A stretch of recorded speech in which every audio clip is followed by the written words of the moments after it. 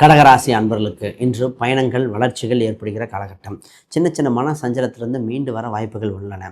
நேற்று நாளில் ஏற்பட்ட சின்ன கசப்புகள் இன்று நன்மையாக மாறுகிற சூழ்நிலைகள். குறிப்பாக உங்கள் ராசிக்கு 8ஆம் இடத்தில் நிறைய கிரகம் இருப்பதால் இன்று தெரியாத விஷயத்தில் செலுத்த வேண்டாம். இன்று முக்கியமாக நீங்கள் தொலைதூர பயணத்தை தவிர்ப்பது நலம். இன்றைய காலகட்டத்தில் நீங்கள் செய்ய வேண்டியதாக பணம் சம்பந்தப்பட்டது, தொழில் சம்பந்தப்பட்டது, வேலை, இதை 3ஐ மட்டும் செய்தால் போதும். இன்று நாள் உங்களுக்கு இனிமையாக மாறிவிடும்.